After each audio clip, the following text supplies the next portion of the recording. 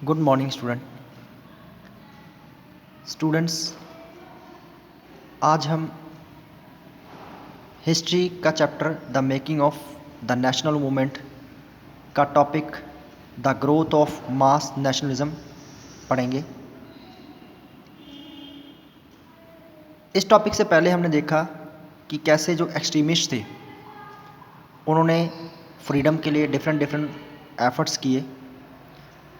इसके बाद इस टॉपिक में हम देखेंगे कि जो हमारा स्वदेशी मूवमेंट था वो किस तरह एक मास नेशनलिज्म बन गया, एक बड़ा जो है वो मूवमेंट बन गया।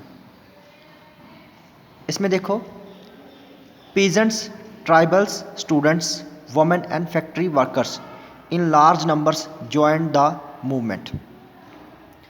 जो स्वदेशी मूवमेंट था उसको बाद में जो पीजेंट्स होते हैं, छोटे किसान, और जो ट्राइबल लोग थे, स्टूडेंट्स, बहुत सारे जो कॉमन पीपल्स थे, उन्होंने इसको ज्वाइन कर लिया था। The first world war in 1914 Altered the economic and political situation in India. आपको जैसे पता है कि जो फर्स्ट वर्ल्ड वॉर था वो 1914 से लेकर 1918 तक चला। उस वर्ल्ड वॉर ने जो इंडिया की इकोनॉमिकल कंडीशन और जो पॉलिटिकल कंडीशन थी उसको चेंज कर दिया था। इकोनॉमिकल कंडीशंस जैसे कि लोगों के पास जो फूड की शॉर्टेज हो गई थी। पॉलिटिकल चेंजेस वो होते हैं जो एडमिनिस्ट्रेशन से रिलेटेड होते हैं। इसके बाद नेक्स्ट देखो, India was dragged into the war and this led to a huge rise in defence expenditure of the government of India. British government ने क्या किया, इंडिया को उस वॉर में ड्रैग्ड कर दिया, उस वॉर में धकेल दिया। इस वॉर के कारण क्या हुआ, जो आर्मी का जो डिफेंस का एक्सपेंडिचर था वो काफ़ी बढ़ गया था। अब एक्सपेंडिचर को पूरा करने के लिए सोर्सेस तो चाहिए। गवर्नमेंट ने क्या सोचा कि अगर हम इंडियंस पे जो इनकम टैक्स बढ़ा दें या दूसरे तरह के जो टैक्सेस होते हैं उसको अगर इंक्रीज़ कर दें तो हमें ज़्यादा से ज़्यादा अर्निंग हो जाएगी, ज़्यादा से ज़्यादा रिसोर्सेज मिल जाएंगे, जिससे कि हम आर्मी का जो एक्सपेंडिचर है उसको फुलफिल कर सकते हैं। नेक्स्ट देखो, increase military expenditure and the demands for war supplies led to a sharp rise in the price which created great difficulty for the common people। अब देखो, जो मिलिट्री एक्सपेंडिचर बढ़ गए उसको फुलफिल करने के लिए ब्रिटिश गवर्नमेंट ने जो टैक्सेस बढ़ा दिए थे। इसके कारण जो कॉमन पीपल थे, जो इंडियंस थे, उनको बहुत सारी प्रॉब्लम्स फेस करनी पड़ी। जो थिंग्स के जो प्राइस थे वो बहुत ज़्यादा राइज हो गए थे। The war led the British to expand their army। British government को जो वॉर को, बैटल को लड़ने के लिए अपनी आर्मी को एक्सपेंड करना पड़ रहा था। इसके लिए गवर्नमेंट ने क्या किया, जो विलेजर्स थे, जो इंडिया के विलेजर्स थे, उनको फॉरेन कंट्रीज़ जहाँ पे वॉर लड़ा जा रहा था वहाँ पे ज़बरदस्ती उनको भेज दिया गया। इससे क्या हुआ,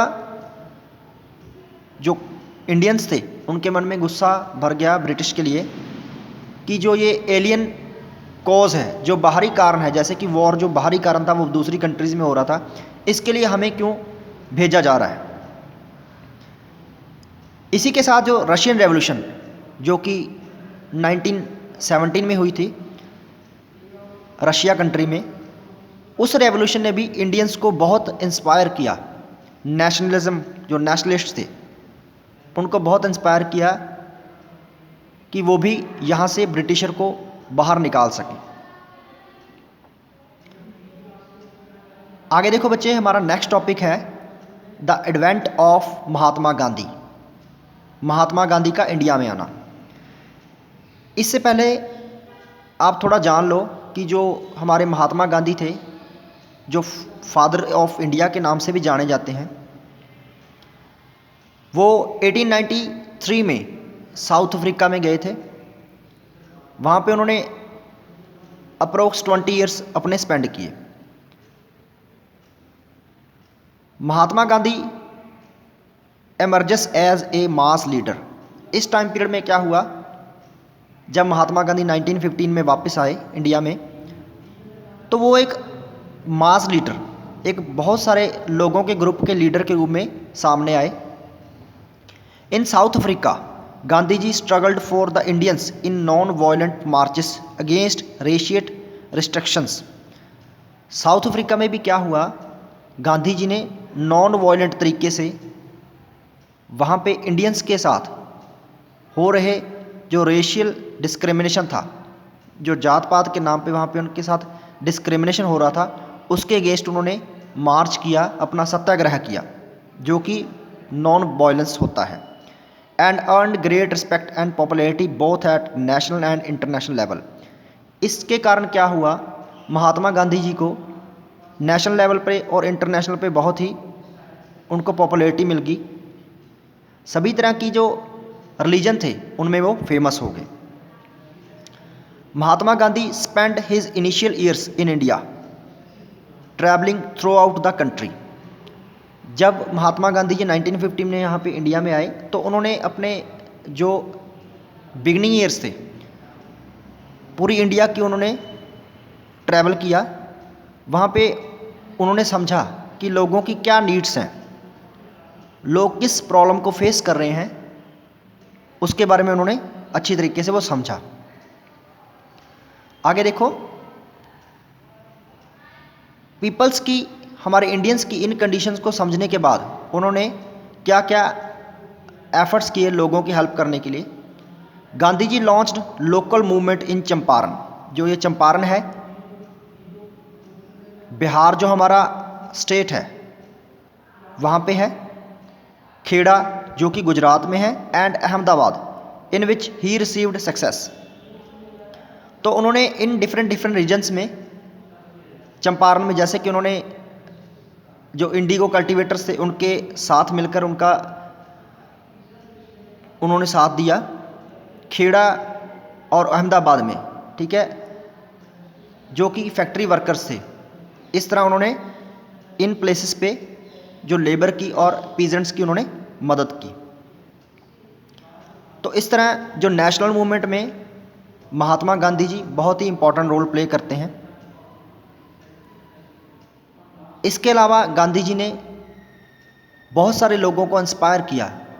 हिंदू मुस्लिम यूनिटी को भी उन्होंने बनाए रखा और लोगों को नॉन वायलेंस तरीके से अपने स्ट्रगल को, अपने मूवमेंट को जारी रखने के लिए कहा। हमारा नेक्स्ट टॉपिक है द रोल्ट सत्याग्रह। इसमें देखो बच्चे, in 1919 the government pass the Rowlatt act that curbed freedom of expression and strengthen police powers.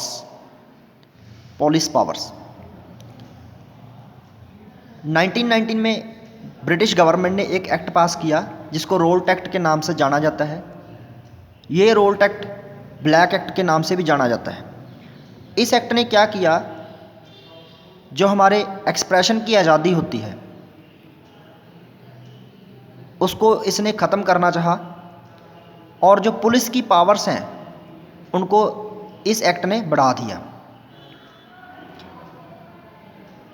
इसके जो हेड थे